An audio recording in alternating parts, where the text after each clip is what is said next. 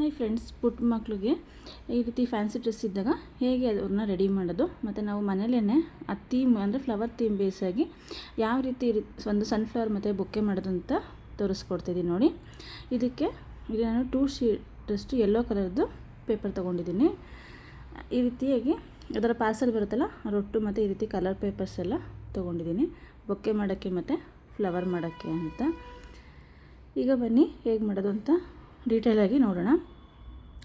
ಈಗ ಫೆವಿಕಲ್ ಸಹ ಇದಕ್ಕೆ ಬೇಕು ಅನ್ಸೋಕ್ಕಿಲ್ಲ. ಮತ್ತು ಇಲ್ಲಿ ನಾನು ಸನ್ಫ್ಲವರ್ ಮಾಡೋಕ್ಕೋಸ್ಕರ ಸನ್ಫ್ಲವರ್ ಪೆಟಲ್ದನ್ನು ಇಮೇಜ್ ಸರ್ಚ್ ಮಾಡಿ ಅದನ್ನ ಪ್ರಿಂಟ್ ತೊಗೊಂಡಿದ್ದೀನಿ. ಒಂದು ಸ್ವಲ್ಪ ಚಿಕ್ಕ ಸೈಜು, ಅದಕ್ಕಿಂತ ಸ್ವಲ್ಪ ದೊಡ್ಡ ಸೈಜು.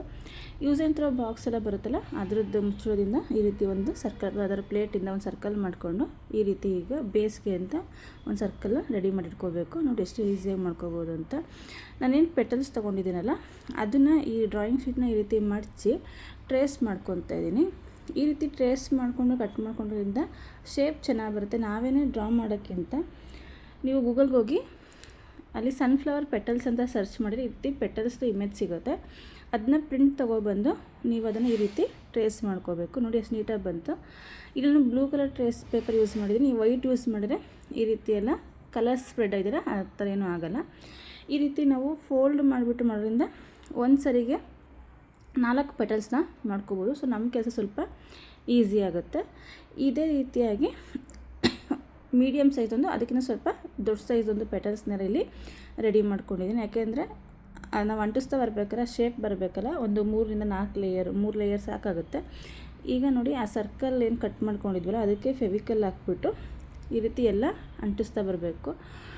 ಫಸ್ಟು ರೊಟ್ಟಿಗೆ ಫೆವಿಕಲ್ ಹಾಕಿ ನೀಟಾಗಿ ಒಂದು ಲೇಯರ್ ಫುಲ್ ರೌಂಡ್ ಬರೋ ಅಷ್ಟು ಅಂಟಿಸ್ಕೊತಾ ಇದ್ದೀನಿ. ಚೆನ್ನಾಗಿ ಗ್ರಿಪ್ಪಾಗಿ ಕೂತ್ಕೊಳ್ಳುತ್ತೆ. ಅದನ್ನ ಮೂವ್ ಮಾಡಬಾರ್ದು, ಹಾಗೇ ಒಣಗಕ್ಕೆ ಬಿಡಬೇಕು. ಬೇಕಾದರೆ ನೀವು ಅಡಿಷನಲ್ ಆಗಿ ಸ್ಟೆಪ್ಲೆಸ್ ಸಹ ಮಾಡ್ಕೋಬೋದು. ಈ ರೀತಿಯಾಗಿ ನೋಡಿ ಎಲ್ಲ ಪೆಟಲ್ಸ್ನ ಜೋಡಿಸ್ತಿದ್ದೀನಿ. ಫಸ್ಟಿಗೆ ನಾವು ದೊಡ್ಡ ಪೆಟಲ್ಸ್ನ ಜೋಡಿಸ್ಕೋಬೇಕು. ಅದ್ರ ನಂತರ ಸಣ್ಣ ಪೆಟಲ್ಸ್ನ ಈ ಗ್ಯಾಪ್ ಇರುತ್ತಲ್ಲ ಅಂದರೆ 2 ಪೆಟಲ್ಸ್ ನಡುವೆ ಈಗ ಹಾಕ್ಕೊತ ಹೋಗಬೇಕು. ಪೆಟಲ್ಸ್ ಏನು ಕಟ್ ಮಾಡ್ಕೊಂಡಿದ್ವಲ್ಲ ಅದಕ್ಕೆ ಈಗ ಫೆವಿಕಲ್ ಹಾಕ್ಕೊಂಡು 2 ಪೆಟಲ್ಸ್ ಮಧ್ಯಕ್ಕೆ ಇದನ್ನು ಈ ರೀತಿ ಹಾಕ್ತಾ ಹೋದಾಗ ಶೇಪ್ ತುಂಬ ಚೆನ್ನಾಗಿ ಬರುತ್ತೆ. ನೋಡಿ ಎಷ್ಟು ಚೆನ್ನಾಗಿ ಕಾಣ್ತಾ ಇದೆ ಅಂತ. ಈಗ 2 ಲೇಯರು ಆಲ್ಮೋಸ್ಟ್ ಆಯಿತು. ನೆಕ್ಸ್ಟಿಗೆ ನಾವು 3ನೇ ಲೇಯರ್ನ ಮತ್ತು ಆ ಪೆಟಲ್ಸ್ ಮಧ್ಯಕ್ಕೆ ಇಡ್ತಾ ಬರಬೇಕು. ಸೊ ಫಸ್ಟಿಗೆ ದೊಡ್ಡ ಪೆಟಲ್ಸ್ ಇಟ್ಕೊಂಡಿರ್ತೀವಿ. ಅದಾದಮೇಲೆ ಏನು ಮೀಡಿಯಮ್ ಸೈಜ್, ಅದಕ್ಕೆ ಸ್ವಲ್ಪ ಚಿಕ್ಕ ಪೆಟಲ್ಸ್ ಇರುತ್ತಲ್ಲ, ನಾನು 2 ಟ್ರೇಸ್ ಪೇಪರ್ ತೊಗೊಂಡಿರೋದು, 2 ಪ್ರಿಂಟೌಟು. ಸೊ ಅದನ್ನು ಈ ರೀತಿ ನೀಟಾಗಿ ಪೇಸ್ಟ್ ಮಾಡ್ತಾ ಬರಬೇಕು. ಎಲ್ಲದೂ ಅಷ್ಟೇ ನೀಟಾಗಿ ನಾವು ಟ್ರೇಸ್ ಮಾಡ್ಕೊಂಡು ಕಟ್ಟನ್ನ ಒಂದೇ ಸೈಜ್ಗಿರುತ್ತೆ, ಚೆನ್ನಾಗಿ ಬರುತ್ತೆ. ನೀವು ಡ್ರಾ ಮಾಡಿಕೊಂಡು ಮಾಡೋದಕ್ಕಿಂತ ಈ ರೀತಿ ಟ್ರೈ ಮಾಡಿ. ತುಂಬ ಎಫೆಕ್ಟಿವ್ ಆಗಿ ಮತ್ತು ಲುಕ್ ವೈಸ್ ಅಷ್ಟು ತುಂಬ ಚೆನ್ನಾಗಿರುತ್ತೆ. ಮತ್ತು ಫೆವಿಕಲ್ ಹಾಕ್ತಾ ಎಲ್ಲದನ್ನು ಈ ರೀತಿ ಅಂಟಿಸಿದ್ರೆ ನೋಡಿ ಇಲ್ಲಿ 3 ಲೇಯರ್ಸ್ ಆಯಿತು. ಇಲ್ಲಿ ಈ ರೀತಿ ಒಂದು ಶೈನಿಂಗ್ ಕಲರ್ ಪೇಪರ್ ತೊಗೊಂಡಿದ್ದೀನಿ, ಬ್ಲ್ಯಾಕ್ ಕಲರು. ಯಾಕೆಂದರೆ ಸನ್ಫ್ಲವರ್ಗೆ ಬ್ಲ್ಯಾಕ್ ಅಥವಾ ಬ್ರೌನ್ ಯೂಸ್ ಮಾಡಬೇಕು. ನಾನು ಬ್ಲ್ಯಾಕ್ ತೊಗೊಂಡು ಒಂದು ಬಳೆಯಲ್ಲಿ ಸರ್ಕಲ್ನ ಡ್ರಾ ಮಾಡ್ಕೊಬೇಕು ಮಧ್ಯದಲ್ಲಿ ಅಂಟಿಸೋಕ್ಕೆ ಅಂತ. ಈಗ ಇದರಲ್ಲೇ ಗಮ್ ಇರುತ್ತೆ, ನಾವು ಲೇಬಲ್ನೆಲ್ಲ ಹೇಗೆ ಬಿಚ್ಕೊತೀವಲ್ಲ ಅದೇ ರೀತಿ ಆ ವೈಟ್ ಪೇಪರ್ನ ಅದರಿಂದ ಸಪ್ರೇಟ್ ಮಾಡಿಬಿಟ್ಟು ಅಂಟಿಸಿದ್ರೆ ಆಯಿತು. ತುಂಬ ಸಖತ್ತಾಗುತ್ತೆ. ಆ ಶೈನಿಂಗ್ ಇರೋದ್ರಿಂದ ನೀವು ವೀಡಿಯೋದಲ್ಲಿ ನೋಡಿರ್ಬೋದು ಸ್ಟಾರ್ಟಿಂಗಲ್ಲಿ ಎಷ್ಟು ಎಫೆಕ್ಟಿವ್ ಆಗಿ ಕಾಣುತ್ತೆ ಅಂತ. ನೀಟಾಗಿ ಚಿಕ್ಕದಾಗಿ ಮಾಡಿಕೊಂಡ್ರೆ ಸಾಕು, ತುಂಬ ದೊಡ್ಡದು ಮಾಡಿಕೊಂಡ್ರೆ ಸನ್ಫ್ಲವರ್ ಚೆನ್ನಾಗಿ ಕಾಣಲ್ಲ.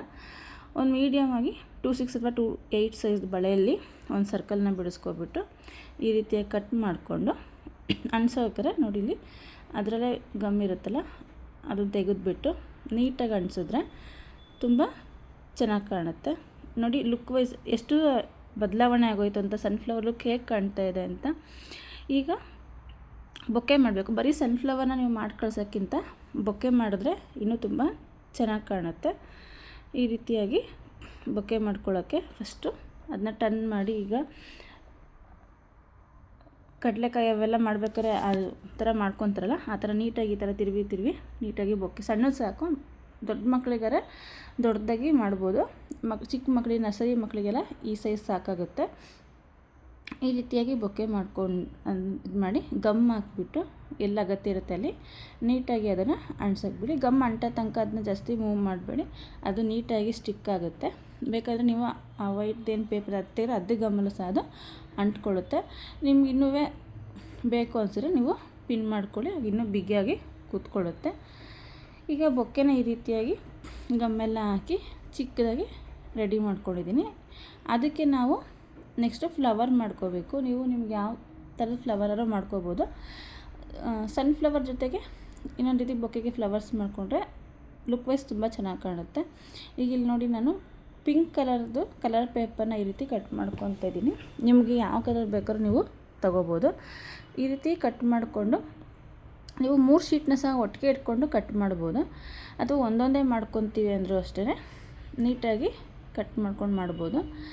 ಈಗ ಫ್ಲವರ್ನ ಕಡ್ಡಿ ಬೇಕಲ್ಲ ನಾವು ನೋಡಿ ಈ ರೀತಿಯಾಗಿ ಒಂದು ಗ್ರೀನ್ ಪೇಪರ್ ನೀಟಾಗಿ ಸಣ್ಣದಾಗಿ ಕಟ್ ಮಾಡಿಕೊಂಡು ಅದನ್ನ ಫೋಲ್ಡ್ ಮಾಡಿಕೊಂಡು ಚೆನ್ನಾಗಿ ಕೈಯಲ್ಲಿ ರಬ್ ಮಾಡಿಕೊಂಡ್ರೆ ಈ ರೀತಿಯಾಗಿ ರೆಡಿ ಆಗುತ್ತೆ. ಆ ಕಡೆ ಈ ಕಡೆ ತುದಿ ಸ್ವಲ್ಪ ಕಟ್ ಮಾಡಿಬಿಟ್ಟು ಆ ಪೇಪರ್ ಸುತ್ತಿರ್ತೀವಲ್ಲ ಅಲ್ಲಿಗೆ ಸ್ವಲ್ಪ ಗಮ್ ಹಾಕ್ಕೊಂಡು ಈ ರೀತಿಯಾಗಿ ಫ್ಲವರ್ನ ಮಾಡೋದಕ್ಕೆ ಈ ರೀತಿ ತಿರುಗಿಸ್ತಾ ಬಂದರೆ ತುಂಬ ಸಖತ್ತಾಗಿ ಫ್ಲವರ್ ರೆಡಿ ಆಗುತ್ತೆ. ನೋಡಿ ಎಷ್ಟೊಂದು ಚೆನ್ನಾಗಿ ನೀಟಾಗಿ ಕಾಣ್ತಾ ಇದೆ ಅಂತ. ಸ್ಟೆಪ್ ಬಂದುಬಿಡುತ್ತೆ ಫ್ಲವರು. ನಾವು ಎಕ್ಸ್ಪೆಕ್ಟೇ ಮಾಡಲೇ ಇರೋಷ್ಟು ಚೆನ್ನಾಗಿ ಬರುತ್ತೆ. ಒಂದ್ಸರಿ ಟ್ರೈ ಮಾಡಿ ನೋಡಿ. ಪೇಪರ್ನ ಫೋಲ್ಡ್ ಮಾಡಿದ್ಮೇಲೆ ಈ ರೀತಿಯಾಗಿ ಕಟ್ ಮಾಡಬೇಕು.